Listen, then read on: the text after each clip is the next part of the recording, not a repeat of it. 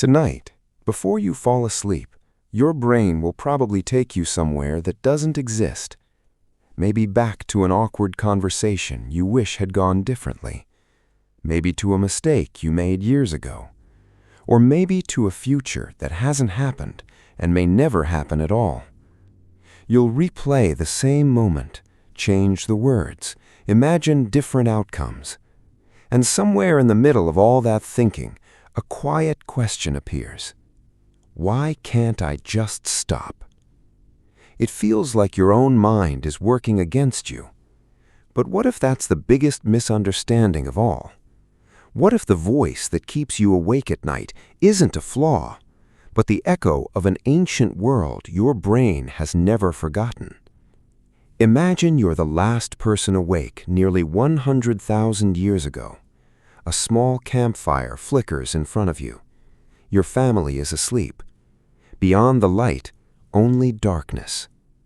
Then, a branch snaps. Your heart races. You can't see what made the sound, but your brain refuses to let it go. Was it the wind, another tribe, or a predator waiting for the perfect moment? In that world, the people who imagined danger before it arrived often survived longer than those who didn't. Evolution rewarded one simple question: what if? That question protected our ancestors for thousands of generations. The strange part is, your brain is still asking it today. The predators disappeared. The forests became cities. The campfires became bedroom lamps. But the ancient survival system inside your mind never changed. And scientists now believe that may be the real reason overthinking has never left us. For most of human history, the world wasn't safe. Every sunrise was a victory. Every sunset came with a question. Would everyone still be alive by morning? Imagine waking up 50,000 years ago. You don't check your phone. You check the ground. Fresh footprints, broken branches, the smell of smoke. Every small detail could decide whether your family survived another day. Your brain learned to notice what could go wrong long before it celebrated what was going right. And that's exactly how it was designed. Modern scientists call it the negativity bias. Your brain naturally gives more attention to potential threats than positive experiences. Not because it wants you to be unhappy, but because your ancestors couldn't afford to ignore danger. Missing one beautiful sunrise changed nothing. Missing one hungry predator changed everything. Evolution always rewarded the cautious mind. Slowly, generation after generation, the human brain became a prediction machine. It constantly asked the same question: what happens next? That ability helped humans prepare for storms before the clouds arrived, store food before winter, escape danger before it was too late. The future became our greatest survival tool. But here's where the story takes an unexpected turn. The world changed faster than the human brain could. Today, most people don't spend their nights listening for predators outside the campfire. They spend them listening to thoughts inside their own heads. The survival system never disappeared. It simply found something new to predict. And that's where overthinking begins. At some point in human history, something extraordinary happened. Our ancestors stopped thinking only about the present. They began imagining the future.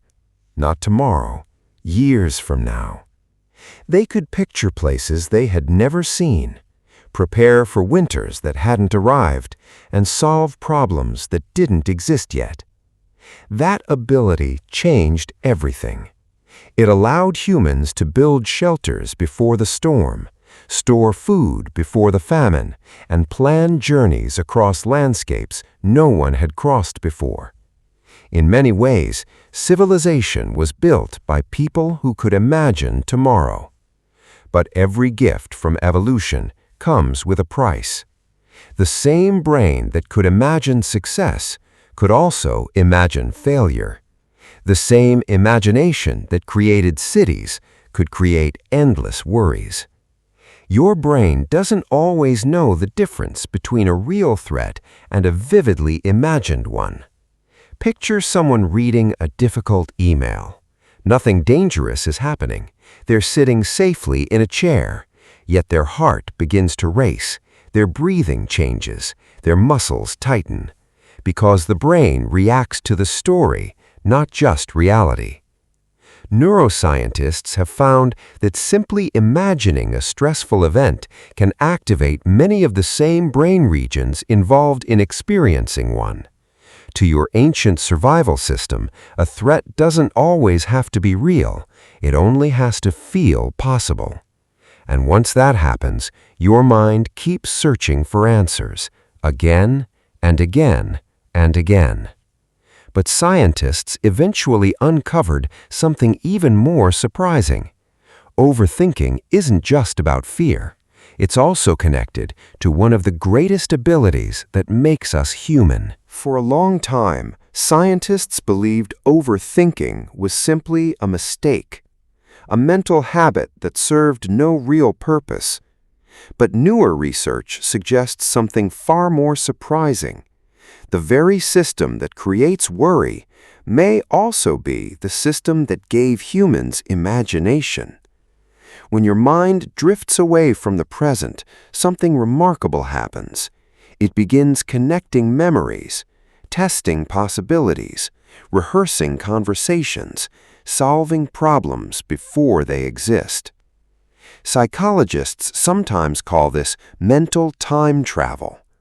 Your body remains here, but your mind quietly visits yesterday, tomorrow, or a future that may never arrive.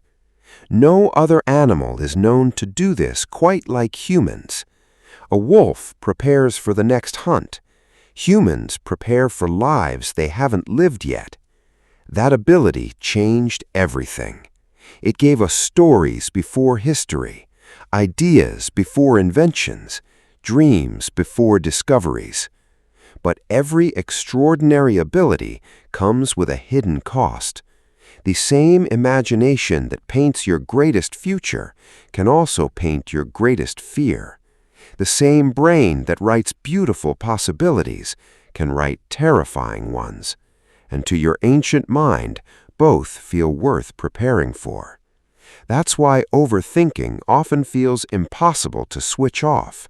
Your brain believes it's protecting you, even when it's exhausting you. But here's the strange part. If overthinking helped humans survive for thousands of years, why does it make so many people miserable today?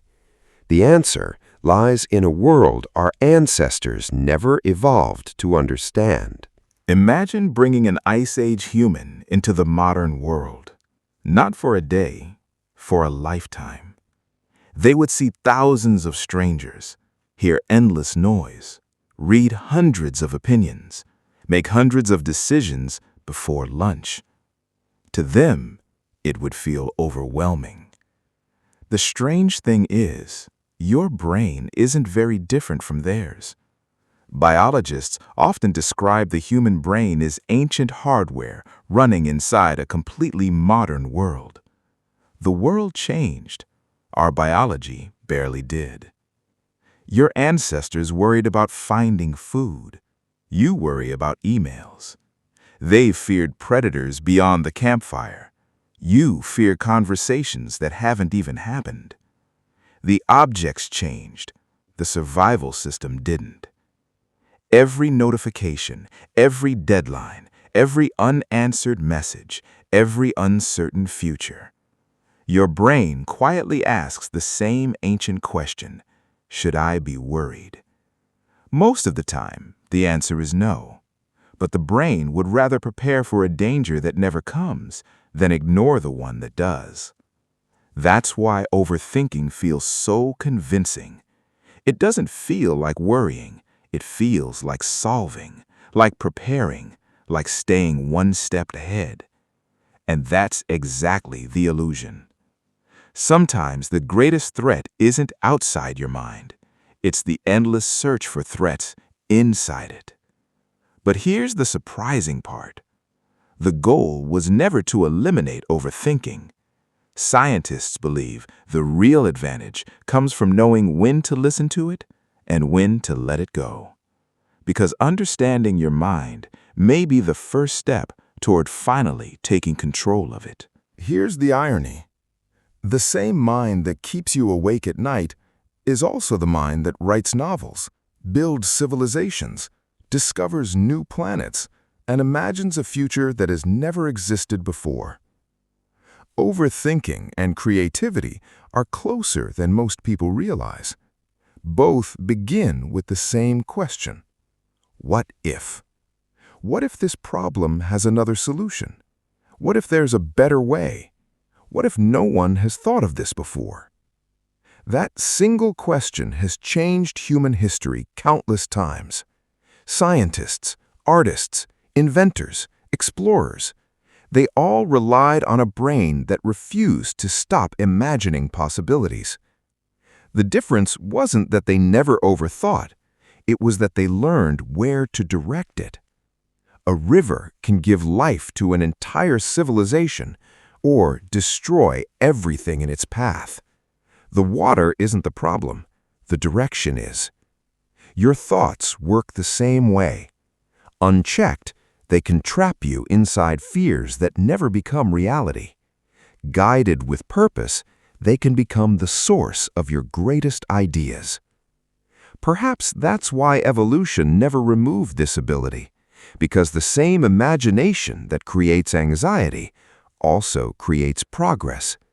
The same brain that imagines failure is the only brain capable of imagining a better future. And maybe overthinking was never meant to disappear.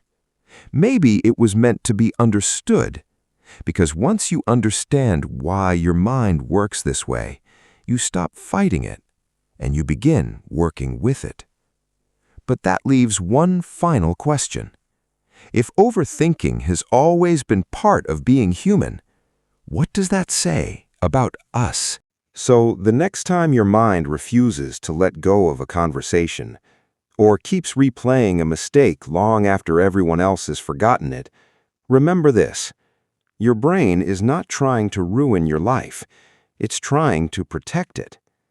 The problem is, it was designed for a world that no longer exists.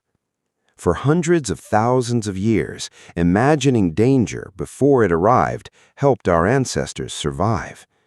Today, that same survival system often mistakes uncertainty for danger, silence for rejection, and possibility for catastrophe. Your mind isn't broken, it's ancient. Every what if, every restless night, every imaginary conversation carries the fingerprint of a brain that evolved to keep humans alive. Perhaps that's the strange truth about overthinking. It isn't evidence that your mind is weak. It's evidence that your mind never stopped doing the job evolution gave it. The real challenge isn't learning how to stop thinking. It's learning which thoughts deserve your attention and which ones deserve your peace. Because the moment you understand where your thoughts come from, they begin to lose the power they once held over you. And maybe the greatest freedom isn't having a quiet mind. It's finally understanding the voice that's been speaking inside it all along. If this video changed the way you see your own thoughts, subscribe to Cortex Tide. Because to understand the future, we first have to understand what made us human.